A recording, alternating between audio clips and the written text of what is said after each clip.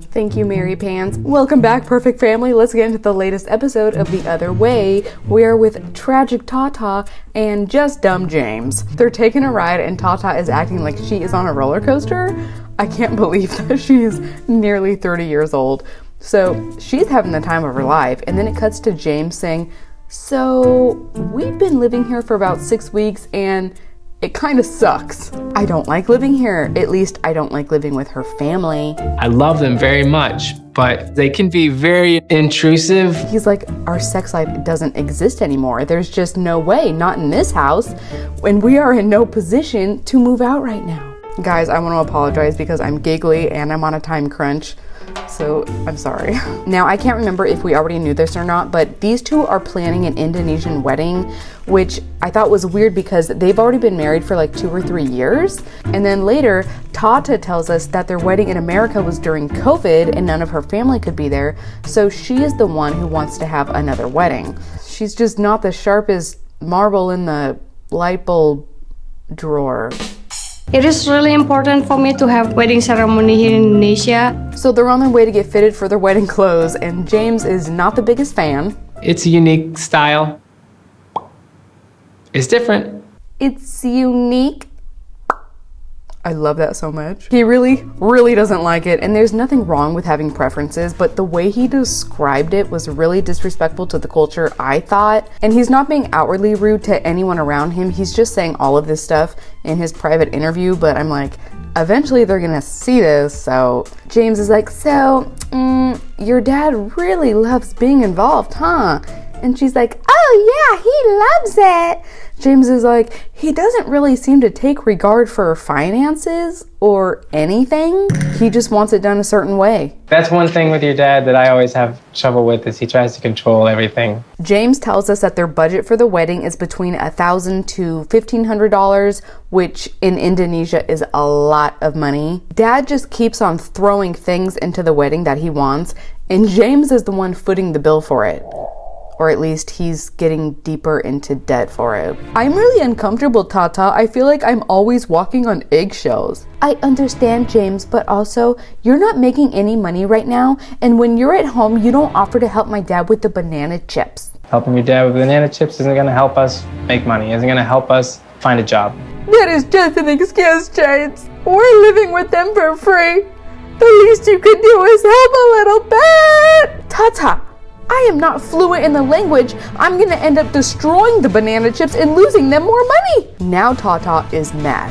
She's like, I didn't know your language, but I learned it. I learned because I want to. Are you saying that I'm not even trying? Try harder. Stop always relying on me to translate. That isn't fair, Tata. You did everything at your own pace. I never forced you into anything. And now I'm just being thrown into this lifestyle and being told, figure it out, buddy. Just then, the employee walks in with the next outfit. As soon as he leaves, James gets really serious and tells her, I know you don't think about the financial side of things, but I do. That is my responsibility. If things don't work out in our lives, it's on my shoulders. Every man in our family will hold me to account. There is a lot of weight on my shoulders and you don't get it. Those are the things I'm trying to figure out right now. And if I can't, then I don't belong here. It's the next day. Tata is making a pair of earrings and James is like, it looks like a penis. And she's like, what? Those are earrings. My gosh, like right over her head. Tata, I don't think this girl should be left alone. She'll end up like sticking her finger in an outlet. After the argument yesterday, Tata's been pretty distant and pretty cold to me. It's not fair, you guys. She's mad at me for talking about money. Meanwhile, she thinks everything will just magically work out. He's like, wow, you've done a great job using up all your products and turning them into jewelry. Too bad we haven't been able to sell anything. According to James, all the vendors they have tried selling their products to has not accepted them because it would hurt their sales. And I kind of get it, but also if you're still making money at the end of the day, who cares? She's like, well, we can start selling it online. And he's like, yeah, we have been doing that. I think he needs to start slowing down a lot more when he talks. He tells her all the buyers are located in the US and she's like, can't we ship it? And he's like, no, not really. It would cost a fortune. It wouldn't make any sense. Then she tells him that for the past couple of weeks, she has been applying for jobs within the city. And he's like, what? These two are always keeping secrets from one another. Before I moved to the US, I was a data scientist here. She was a data scientist? Was anyone else surprised by that? But now he's looking at her like, it's great that you want to work, but if you're the one working and I'm not, society here would wreck me. They would hate me. Your parents would resent me. And she's like, yeah. He's like, we're at the point now where we're gonna have to reconsider going back to America because obviously there is no game plan. Tata is so passive, but even if she did get one of those jobs, she said herself that she couldn't afford to live in the city, which also happens to be 9 hours away. We can't just expect your family to help us pay for everything. I don't want to leave them again. She starts crying and then she says, well, back in the US, I was always sick and now I feel so much better that I'm here. And he's like, okay, we can find you a good doctor. That's not the issue. And it's totally not the issue because she has already said herself she doesn't want to be in America, period. Maybe you go back, I stay here. Uh-oh. He's like, that's not right. We should be in this together, not one of us gets abandoned. And she's like, I can't go back. And he is just regretting all of his life's decisions. It cuts to Tata and she's pissed again. This is bull. I feel like we can figure something out. Then why haven't you? It has been 6 weeks and you're not helping your dad making chips either. So what? Let's move on to Sharpie and Shekinah. Miss Mannequin is so excited. She's dressed up to go clubbing. I'm just kidding. She's on her way to go get a new nose. Sarper is so scared for her to go into surgery. I already told her that she looks beautiful. She is starting to look like a factory product.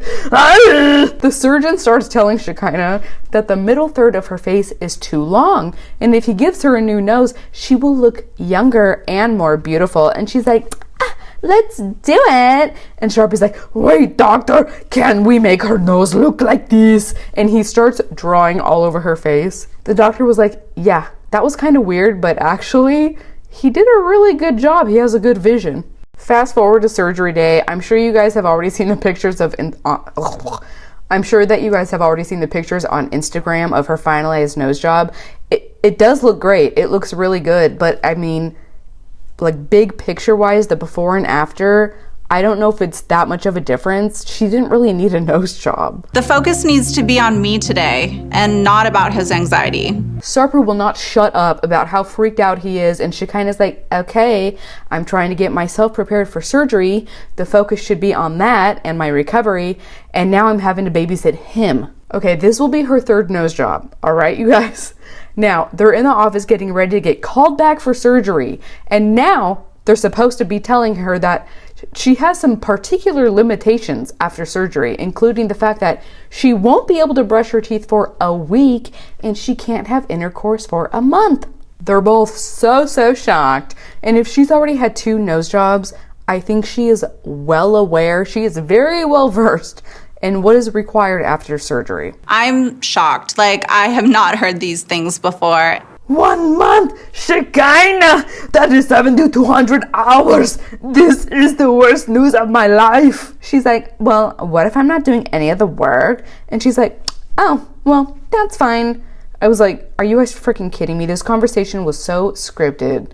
Look at this last time. Good for the last time. As ridiculous as these two are, I do think that they are crazy about each other. Sharpie says that right now their relationship is on the rocks, and this is going to be a huge test for both of them, especially because Sharpie has never taken care of anyone before. Moving on to these selfish clowns. I thought that Joanne was just a stupid idiot, but no, I don't think she's stupid. I think she's just very, very selfish. So her and Sean have just dropped the news on the boys that they have been married for over 2 years and that she wants to stay in Ireland. She walks into her son's room and she sees that he is packing. Wow.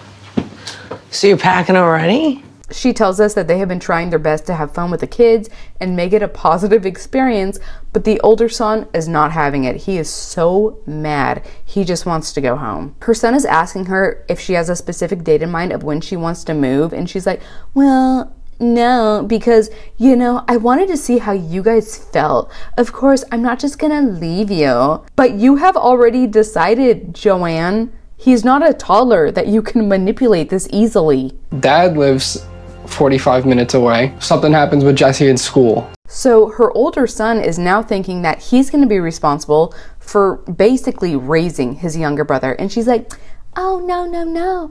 Grandma and Grandpa will be helping out. And if anything comes up, I'll just hop on the next plane ride over. And if Jesse wants to come and live with us, that would be cool. You know what I mean? But I'm by myself, no? Well, and then you could come. I feel really bad for him. She will not acknowledge his feelings. He's angry. He's heartbroken. Let him be mad. He tells her it sucks all around. No matter what she decides, someone is going to get hurt for it. I really wasn't thinking about any of the negatives. I was being like, yeah, this is going to work. Because you are a self-centered piece of trash. I'm your mom, and I suck. so I am getting so mad watching these segments. She's basically telling him, oh my gosh, I'm going to sneeze. Oh, excuse me. She's telling him, I'm definitely not going to abandon you. I would never do that. You've already decided.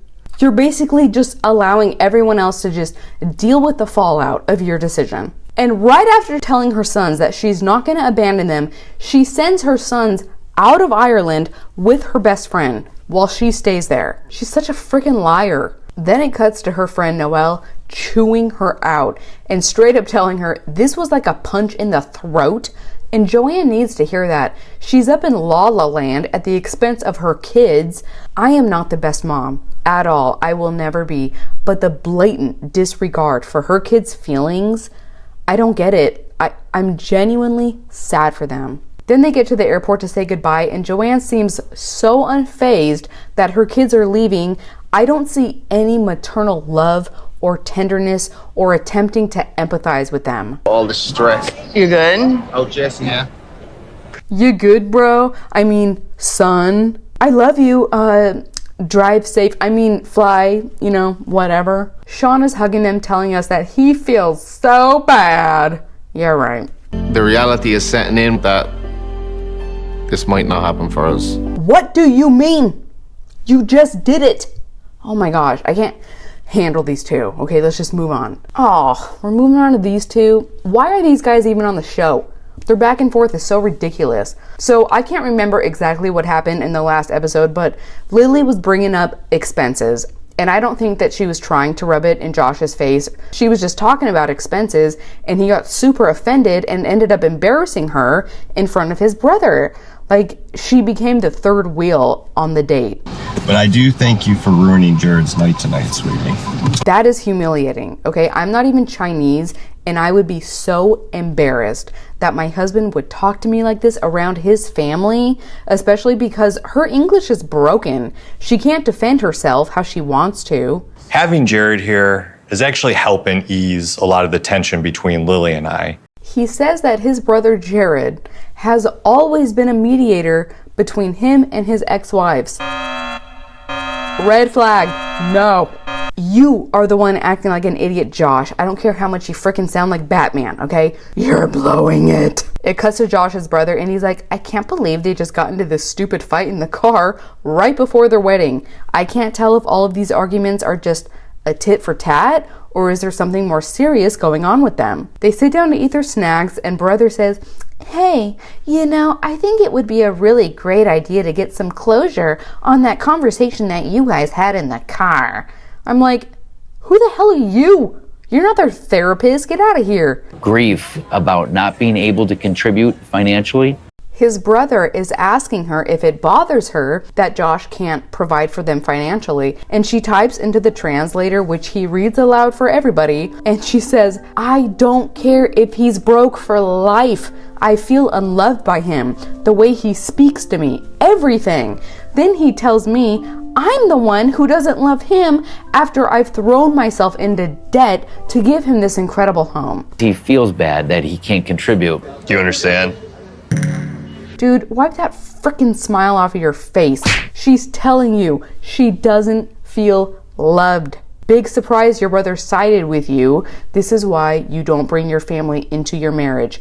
Ever. I'm not gonna lie, their brother did give some good advice. He says that they have very different love languages and their desires are almost reversed as far as gender roles go. She's very analytical, he's very emotional, and now Josh is actually kind of starting to melt a little bit. And he tells her that he's hopeful they can work through this disagreement. I really can't help but think that a lot of it is due to their language barrier. They're literally misunderstanding each other over and over and over again. Oh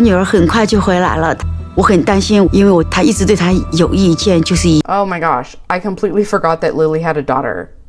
Did we know that? And her daughter doesn't like Josh. I don't have the highest hopes for these two at all. In the next episode, Dempsey is annoyed that Statler can't work online from their van. Tata and James try putting their foot down with Dad, who wants them to order the best of everything. Memang ada dua jenis nanti. Biaya lagi malah nggak usah lah. And then Lily's daughter claims to know the woman from Vietnam. Who is that? Is that one of his exes? Is that an ex-wife, an ex-girlfriend? Josh is like, your daughter is gonna destroy our relationship. And Lily asks him if he wants to call off the wedding. I think that she's done. She keeps dropping hints like she's ready to call it off any second. And I don't blame her. Josh doesn't behave like he's attracted to her or in love with her. It's a very strange relationship, like they're roommates almost. But anyways, that is gonna do it for me tonight.